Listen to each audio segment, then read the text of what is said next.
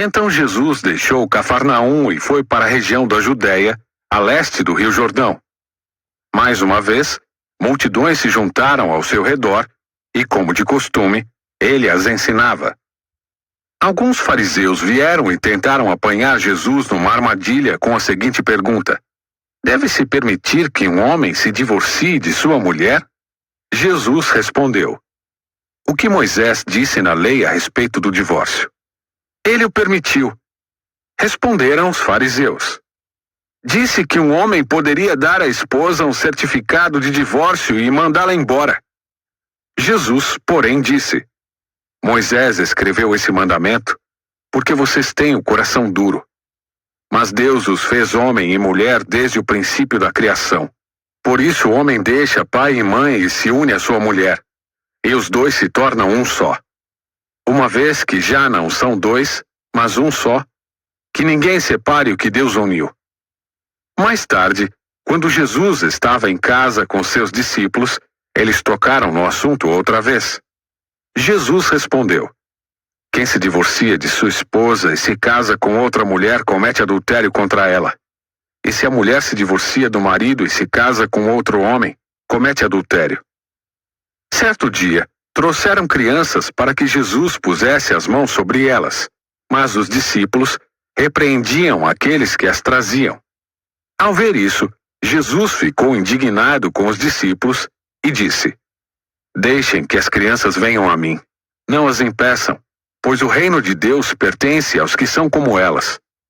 Eu lhes digo a verdade: quem não receber o reino de Deus como uma criança, de modo algum entrará nele. Então, tomou as crianças nos braços, pôs as mãos sobre a cabeça delas e as abençoou. Quando Jesus saía para Jerusalém, um homem veio correndo em sua direção, ajoelhou-se diante dele e perguntou: bom mestre, que devo fazer para herdar a vida eterna? Por que você me chama de bom? Perguntou Jesus. Apenas Deus é verdadeiramente bom. Você conhece os mandamentos: não mate, não cometa adultério, não roube, não dê falso testemunho, não engane ninguém. Honre seu pai e sua mãe. O homem respondeu: mestre, tenho obedecido a todos esses mandamentos desde a juventude. Com amor, Jesus olhou para o homem e disse: ainda há uma coisa que você não fez. Vá, venda todos os seus bens e dê o dinheiro aos pobres. Então você terá um tesouro no céu. Depois, venha e siga-me. Ao ouvir isso, o homem ficou desapontado e foi embora triste, pois tinha muitos bens. Jesus olhou ao redor e disse a seus discípulos: como é difícil os ricos entrarem no reino de Deus. Os discípulos se admiraram de suas palavras, mas Jesus disse outra vez: filhos, entrar no reino de Deus é muito difícil. É mais fácil um camelo passar pelo buraco de uma agulha que um rico entrar no reino de Deus. Perplexos, os discípulos perguntaram: então quem pode ser salvo? Jesus olhou atentamente para eles e respondeu: para as pessoas isso é impossível, mas não para Deus. Para Deus tudo é possível. Então Pedro começou a falar: deixamos tudo para segui-lo. Jesus respondeu: eu lhes garanto que todos que deixaram casa, irmãos, irmãs, mãe, pai, filhos ou propriedades por minha causa e por causa das boas novas, receberão em troca neste mundo 100 vezes mais casas, irmãos, irmãs, mães, filhos e propriedades, com perseguição. E no mundo futuro terão a vida eterna. Contudo, muitos primeiros serão os últimos, e muitos últimos serão os primeiros. Por esse tempo, subiam para Jerusalém e Jesus ia à frente. Os discípulos estavam muito admirados e o povo que o seguia tinha grande temor. Jesus chamou os 12 à parte e, mais uma vez, começou a descrever tudo o que estava prestes ali a acontecer. Ouçam, disse ele, estamos subindo para Jerusalém, onde o Filho do Homem será traído e entregue aos principais sacerdotes e aos mestres da lei. Eles o condenarão à morte e o entregarão aos gentios. Zombarão dele, cuspirão nele, o açoitarão e o matarão. Mas depois de 3 dias, ele ressuscitará. Então Tiago e João, filhos de Zebedeu, vieram e falaram com ele. Mestre, queremos que nos faça um favor. Que favor é esse? Perguntou ele. Eles responderam.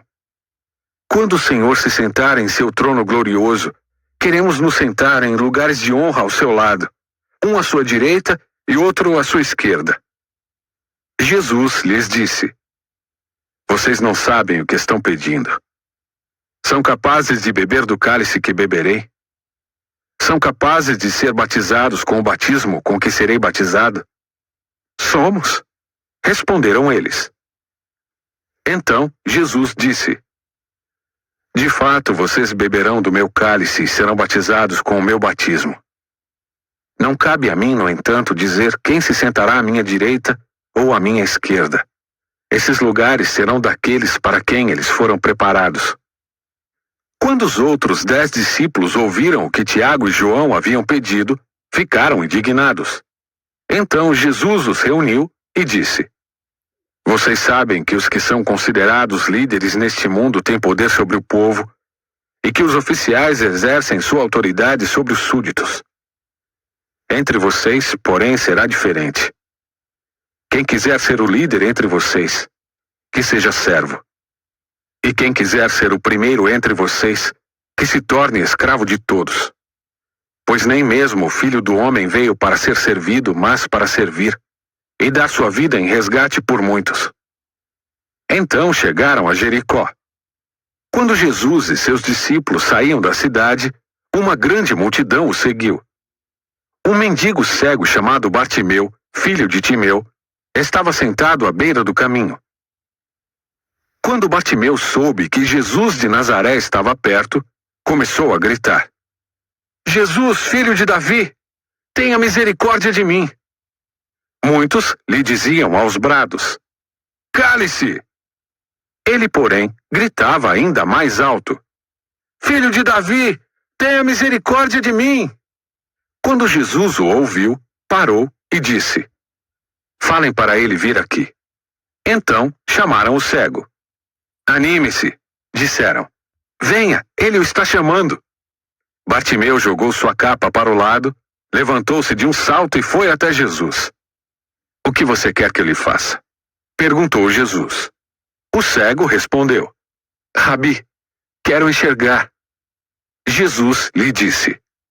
Vá, pois sua fé o curou. No mesmo instante, o homem passou a ver e seguiu Jesus pelo caminho.